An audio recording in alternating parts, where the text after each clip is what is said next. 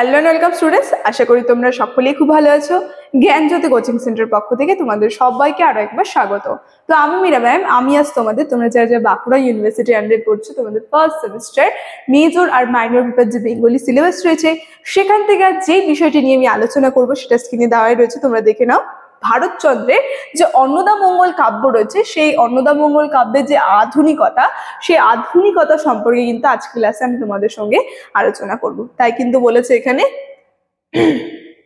ক্লাসটি শুরু করার পূর্বে আগে তোমাদের সঙ্গে খুবই একটা গুরুত্বপূর্ণ ইনফরমেশন আমি জানিয়ে দিয়ে যাই।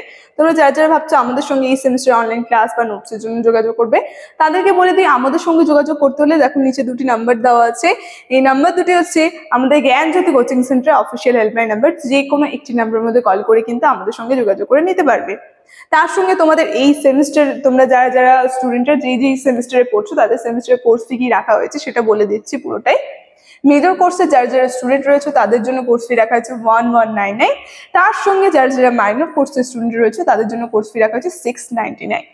আর তার সঙ্গে তোমরা যদি আমাদের কোর্সে জয়েন করো তাহলে কি কি সুবিধা তোমরা পেয়ে যাচ্ছ সেটা আমি বলে দিচ্ছি। এখানে অ্যাডমিশন হলে তোমরা লাইভ ক্লাসেস পেয়ে যাবে, তার সঙ্গে রেকর্ডেড ক্লাসেস পেয়ে যাবে, তার সঙ্গে হাই কোয়ালিটির নোটস কিন্তু এখানে পেয়ে যাচ্ছ, তার সঙ্গে 100% কমন সাজেশন কিন্তু পেয়ে যাচ্ছ। তাহলে এতগুলো সুবিধা কিন্তু তোমরা একেবারে একসাথে পেয়ে যাচ্ছ। তার সঙ্গে তোমাদের জন্য আরেকটা সুখবর রয়েছে, সেটা হচ্ছে আমাদের একটা নিজস্ব অ্যাপ, তার সঙ্গে একটা ওয়েবসাইট কিন্তু লঞ্চ করা হয়েছে। ওয়েবসাইটটা যে রয়েছে সেটার নাম হচ্ছে www.pistical.com। তার সঙ্গে যে অ্যাপটা রয়েছে দেখো উপরে লোগোটা দেওয়া রয়েছে পিস্টিক্যাল এডুকেশন। তোমরা যদি প্লে স্টোরে গিয়ে সার্চ করো এই অ্যাপটা কিন্তু পেয়ে যাবে, যেখানে আমরা সেটা 2026 থেকে শুরু হতে চলছে। তোমাদের এই অ্যাপটা থেকে বিভিন্ন যে পড়াশোনার বিষয় এখানে কিন্তু বিভিন্ন ধরনের সুবিধা তোমরা পেয়ে যাবে। ঠিক আছে, এতটুকুনি তোমাদের জানানো ছিল। এখন আলোচনার বিষয়ে আমি চলে যাচ্ছি ক্লাসে। তোমরা একটু টপিকটা যে রয়েছে এই টপিকটা একটু ভালো করে লিখে নেবে, ঠিক আছে? এখানে না একটু স্পেলিং মিস্টেক রয়েছে, তোমরা লিখে নেবে ভারতচন্দ্রের যে অন্নদামঙ্গল কাব্য যে রয়েছে এই কাব্যের যে আধুনিকতা বা অভিনবত্ব, ঠিক আছে? এখানে হবে অভিনবত্ব। স্পেলিংটা দেখো, অভিনবত্ব যে দিকগুলি রয়েছে সেগুলি নিয়ে কিন্তু আজকে ক্লাসে আমরা আলোচনা। দেখো কি বলছে, মধ্যযুগের শেষ কবি ভারতচন্দ্র। আমরা দেখব ভারতচন্দ্র যে ছিল তিনি মধ্যযুগ যে রয়েছে সেই মধ্যযুগ পর্যায়ের শেষ কবি ছিলেন এই ভারতচন্দ্র। তার অন্নদামঙ্গল কাব্য যথার্থই এক আধুনিক কাব্য। আমরা দেখবো যেহেতু মধ্যযুগের শেষের দিকে হচ্ছিল, মানে আধুনিক যুগ যে রয়েছে তার শুরুর দিকে হচ্ছিল, সেই কারণে কিন্তু এই ভারতচন্দ্রের যে অন্নদামঙ্গল কাব্য রয়েছে এটাকে আমরা আধুনিক কাব্য বলতে পারি। কি বলছে, যে পুরাতন অধ্যায়ে তিনি নতুন জীবন চেতনার পাঠ দিয়েছেন।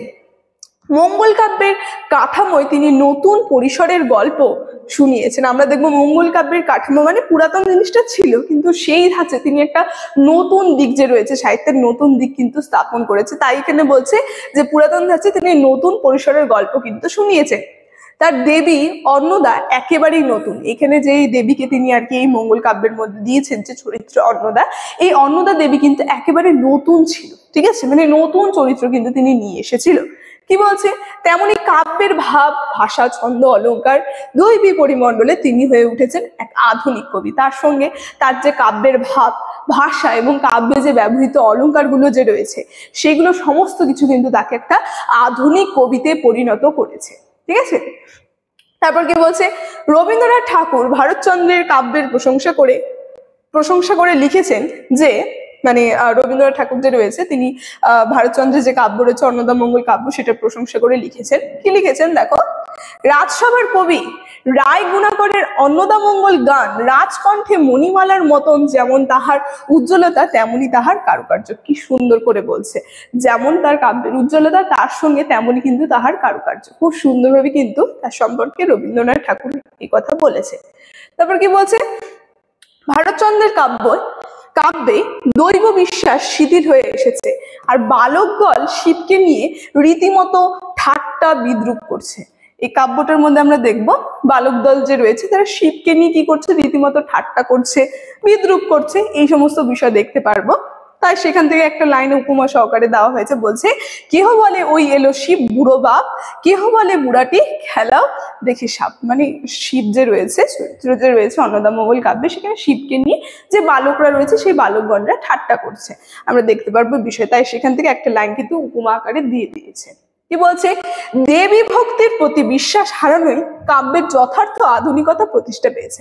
মানে দেবী যে রয়েছে, সেই দেবীর প্রতি যে বিশ্বাস, সেই বিশ্বাসটা যখন হারিয়ে যায় তখনই আমরা দেখবো মানে সেই বিষয়টাকে কেন্দ্র করে কিন্তু কবি কাব্যের মধ্যে যে আধুনিকতার যে বিষয়টা সেটাকে উপস্থাপন করেছে।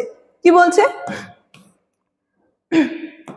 বলছে যে ভারতচন্দ্র ঈশ্বর পাটনি দেবীর কাছে বর চেয়েছেন, বলছে কি আমার সন্তান যেন থাকে দুধে ভাতে। আমরা দেখবো এখানে ভারতচন্দ্র যে ঈশ্বর আর কি যে রয়েছে, দেবী যে রয়েছে, সেই দেবীর কাছে কি করছে, তিনি আর কি বর চাইছেন, বলছে যে আমার সন্তান যেন থাকে দুধে ভাতে।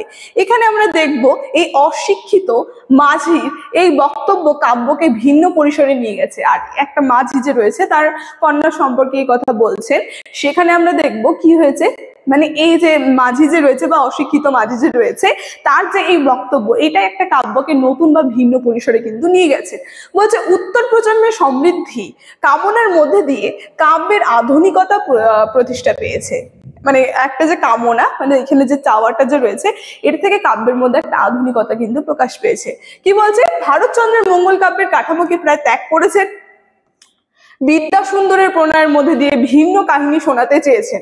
আর বিদ্যাসুন্দর যে রয়েছে তার প্রণয়ের মধ্যে দিয়ে একটা ভিন্ন মানে একটা নতুন কাহিনী কিন্তু শোনাতে চেয়েছে। তাই বলছে ভারতচন্দ্র প্রথম শোনান যে নগর পুরিলে দেবালয় কি এরায়। অষ্টাদশ শতাব্দীর অবক্ষয়ের যুগ, এখানে বলছে মধ্যযুগ প্রায় শেষ হয়ে এসেছে সেই সময়, আর সেই অবক্ষয়ের চিহ্ন ভারতচন্দ্রের কাব্যে বৃত্তি পেয়েছে। মানে সেই যে অবক্ষয়, মানে মধ্যযুগটা যে শেষ হতে চলছিল, মানে বাংলা সাহিত্যের ক্ষেত্রে আমরা দেখবো প্রথম যে মানে আধুনিক যুগের শুরুতে, মানে মধ্যযুগ আমরা দেখবো যখন শেষ হতে চলছে, সেই সময় যেহেতু কবি ছিল যে সেটার প্রভাব কিন্তু আমরা দেখবো ভারতচন্দ্রের উপরে পড়েছে, যেই কারণে কিন্তু তিনি এত সুন্দর একটা মানে সেখানে বলছে সেই অবক্ষয়ের চিহ্ন ভারতচন্দ্রের কাব্যে কিন্তু ব্যক্তি ঘটেছে। মানে সেই আধুনিকতার কিন্তু প্রকাশ পেয়েছে ভারতচন্দ্রের কাব্যের মধ্যে। তাই বলছে সেই সঙ্গে ভাব, ভাষা, অলঙ্কার নিয়ে তিনি নতুন পরিসর রচনা করেছিলেন, যা ছিল এক আধুনিক কাব্য। তাই আমরা বলতে পারি মানে এটা একটা আধুনিক কাব্যের কিন্তু পরিচয় দিয়েছিল। তার কাব্যে ব্যবহৃত বিভিন্ন ভাষা, অলঙ্কার, তারপরে যে চরিত্র যে রয়েছে দেবী চরিত্র, সেই কথাগুলো কিন্তু এখানে বলছে। ভারতচন্দ্রের অন্নদামঙ্গল কাব্যের যে আধুনিকতা সেই সম্পর্কে আলোচনা আমার এতটুকুনি ছিল ক্লাসে। এই ইনফরমেশনই কিন্তু আমি তোমাদের শুরুতে আলোচনা করে দিয়েছি। তাহলে আজকের আলোচনার বিষয় আমার এখানে থাকছে। ভিডিওটি শুরু থেকে শেষ অবধি দেখার জন্য থ্যাংক ইউ।